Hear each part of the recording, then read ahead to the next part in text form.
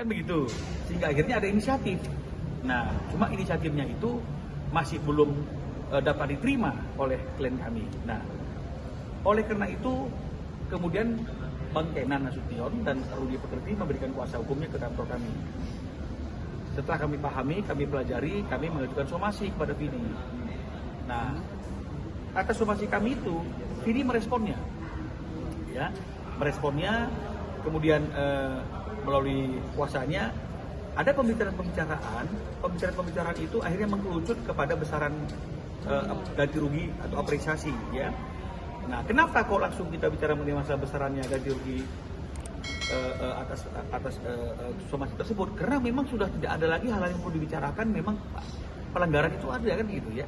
Karena kalau memang misalnya dianggap tidak ada pelanggaran, ya ngapain bicara ganti rugi, ya. Nah, jadi namun nilai besaran ganti rugi yang ditawarkan oleh Vidi melalui kuasanya itu juga masih belum dapat diterima oleh Kenan Nasution dan Rudy Pekerti, ya.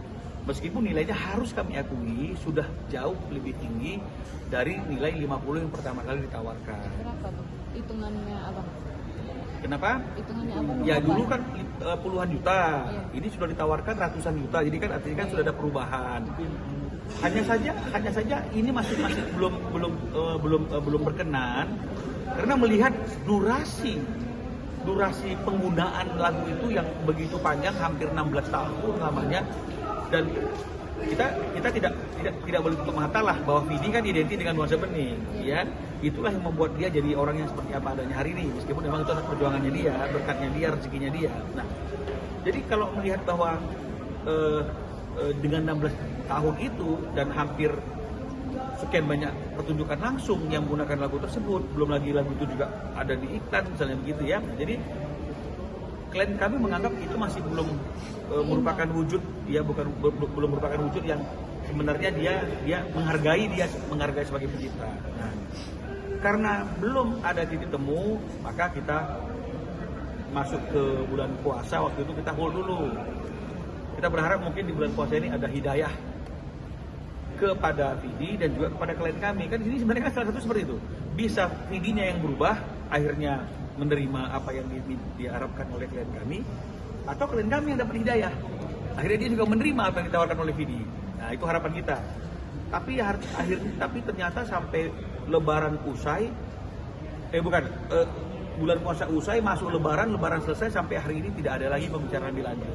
Nah, jadi untuk tidak membiarkan masalah ini berlarut-larut dan tidak ada kepastian hukum, maka kita bawa masalahnya ke pengadilan niaga dengan harapan kalau pengadilan niaga yang memutuskan tentang berapa nilai yang wajar dan patut atas penggunaan lagu nuansa bening tersebut tanpa izin, pastikan kedua belah pihak akan menerimanya, ya. Artinya berapapun itu yang diputuskan oleh pengadilan niaga, pasti pihak Vidi akan menganggap ini suatu keputusan harus dihargai dan dihormati, dan klien kami juga beranggapan bahwa ini pasti sudah sesuai dengan rasa keadilan. Jadi sebenarnya kita ke pengadilan ini bukan lagi berdebat mengenai masalah ada pelanggaran atau tidak, tapi lebih sebenarnya kepada berapa sih nilai ganti rugi yang patut dan wajar, apakah ya seperti yang ditawarkan oleh Vidi melalui kuasanya selama ini atau yang diharapkan oleh klien kami. Meskipun yang diharapkan oleh klien kami ini udah jauh turun dari denda yang diatur oleh Undang-Undang Hak Cipta tahun 2002 dan 2014. Ya, jadi inilah yang bisa kami sampaikan. Semoga ini tidak menjadi suatu berita yang dipelintir yang akhirnya menakutkan seolah ada suatu benturan antara komposer dengan penyanyi, ya. Ini memang kita harus belajar dari kesalahan, ya. Dengan masalah hukum seperti ini, Agnesmo, Aribias, kita akhirnya semakin belajar dan kita semakin mau tahu apa sih ini isi Undang-Undang Hak Cipta tersebut, kan gitu. Nah, hanya saja supaya tidak terjadi berlarut dan terjadi sengketa yang berkepanjangan di banyak tempat, ya memang sudah waktunya dua elemen penting dalam industri rekaman ini, penyanyi dan komposer, ya duduk bareng, jangan kucing-kucingan, ya. Jadi artinya kan kalau udah duduk bareng kan pasti selesai, karena tidak ada masalah yang tidak bisa diselesaikan kalau niat kita adalah memang untuk mencari solusi, bukan mencari pembenaran masing-masing. Bang, tapi yang diminta sama klien Abang berapa sih, Bang? Kalau misalnya dilihat dari aturan undang-undangannya itu kan bisa puluhan M, ya. Tapi artinya kalau tengok dari undang-undangnya dendanya, tapi artinya adalah nilai yang tidak hanya ratusan juta, karena toh kalau bicara masalah kesehatan, klien kami juga udah sepuh, dia juga sudah sering berobat gitu loh ya, pernah juga datang di kantor saya drop juga begitu. Jadi artinya ini udahlah, artinya itu ada rezeki ya, dibagilah rezekinya ya, karena memang ada hak orang lain ya. Kita harus tahu bahwa dalam rezeki kita itu kan juga ada hak orang lain kan begitu ya, hak komposer misalnya kalau sebagai penyanyi ya, bahkan mungkin hak anak yatim juga ada kan gitu ya. Jadi artinya ya kalau kita mengandung aja seperti itu bahwa memang di dalam rezeki kita ada rezeki orang lain, saya kira masa ini nggak akan susah. Berapa Bang? Tapi kan dendanya kan puluhan M ya. Yang diharapkan sama Bang Kinan berapa sih? Ya yang penting miliar lah, tidak sampai puluhan lah. Yang penting patut lah. Ya karena kan ada dua pencipta di sini yang sama-sama udah tua gitu loh.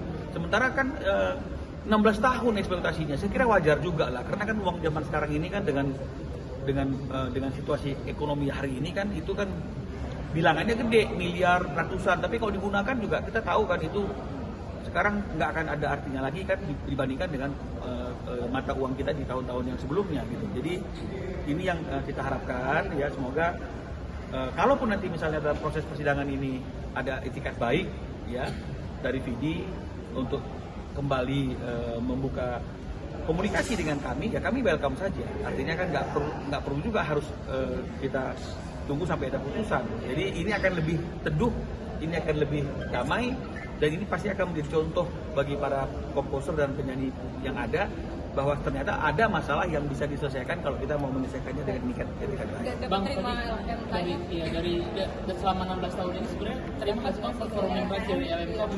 Persoalannya begini, ini kan kita harus paham bahwa sebelum bicara mengenai masalah royalti, kan itu maksudnya ya, ada satu tahapan yang ini nggak bisa diabaikan, yaitu namanya izin.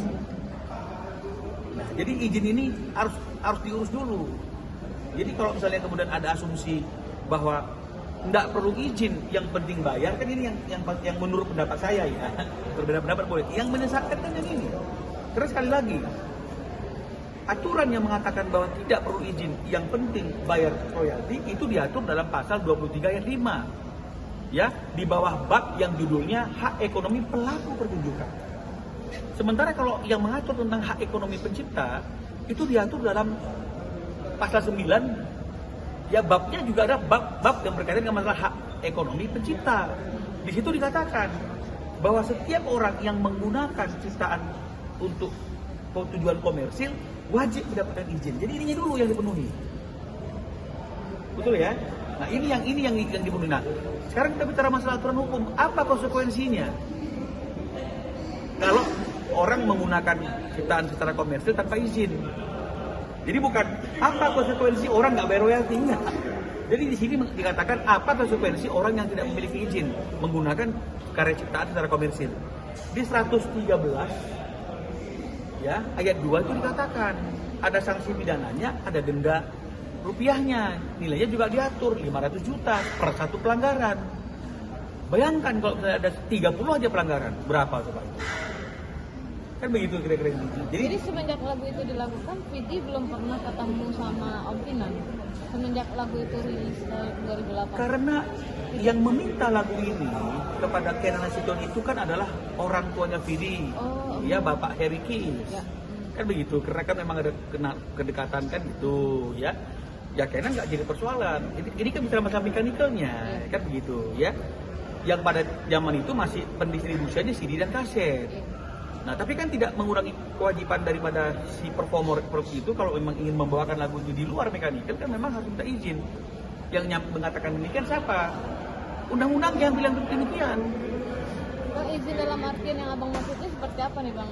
Kalau misalnya Pak saya mau nyanyiin lagu kan orang tuanya sudah begini Mbak, begini Mbak. Teknisnya seperti apa ya? Itu direkam Mbak, itu mekanikal. Produser itu ya, ketika ada penyanyi, ada pencipta, dia minta lagunya ini untuk direkam.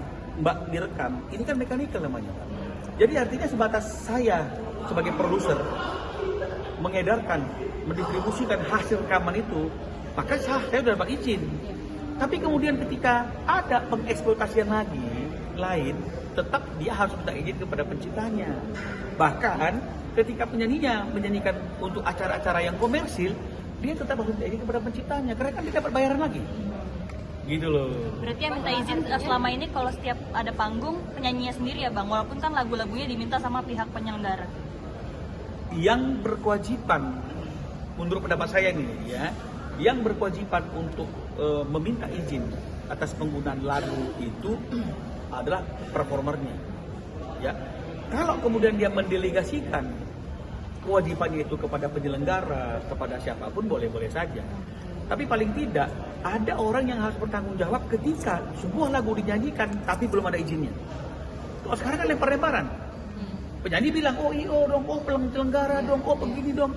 Penyelenggara sama IO berpikir, gua kan cuma mengadakan event gitu loh. Jadi kalau semua orang nggak bertanggung jawab, habis dong komposernya, kasihan dong komposernya, penciptanya, pada undang-undang. Jadi makanya harus dipahami, yang memiliki kewajiban itu adalah penggunanya, performernya, pelaku pertunjukannya. Kalau dia mau delegasikan kepada IO, kepada manajemennya silakan. Tapi karena dia tahu dan sadar bahwa itu adalah kewajibannya dia, maka dia akan selalu memastikan bahwa izin itu sudah clear sebelum dia nyanyikan dan sebelum dia masuk panggung. Tapi kalau sekarang kan penyanyi kan nggak peduli. Nah ini yang menjadi persoalan yang akhirnya tidak terjadi suatu pemenuhan hak yang harusnya diterima oleh komposer sebagai pencipta. Bang, penegasan lagi, berarti video Kenan itu dapat royalti dari LKN selama ini? Saya tidak tanya tentang royalti itu karena pasti adalah tidak pernah izin. Oke. Yang soal royalti berarti nggak dibahas? Tidak dibahas karena begini, bagaimana kita mau bahas tentang royalti kalau izin aja nggak dilakukan, Mbak? Nah sekarang kalau misalnya kemudian ada perbuatan manajemen yang menawarkan 50, apa artinya, Mbak? Karena kalau dia merasa dia sudah bayar royalti selama ini berandai-andai, harusnya yang dia bawa adalah bukti pembayarannya dia ke LMKN, tapi yang dibawakan adalah uang 50 jutanya untuk excuse atas pelanggaran-pelanggaran yang dulu dan untuk kedepannya. Jadi kan inilah yang kita mau sampaikan. Makanya kita tidak fokus kepada royaltinya karena kita izin, karena itu dulu yang mendahului. Bang, tapi uang 50 juta yang dibawa itu menurut pihaknya Vidi adalah pelanggaran tidak izin atau pelanggaran tidak membayar royalti, Tidak izin. Bang? Tidak izin. Artinya Pak Vidi mengakui ya ada kesalahan itu ya Bang dalam pertemuan tersebut. Secara tegas tidak, tapi dari perbuatannya betul enggak? Dari perbuatannya ini ya Mbak, ini saya nggak minta maaf sama Mbaknya.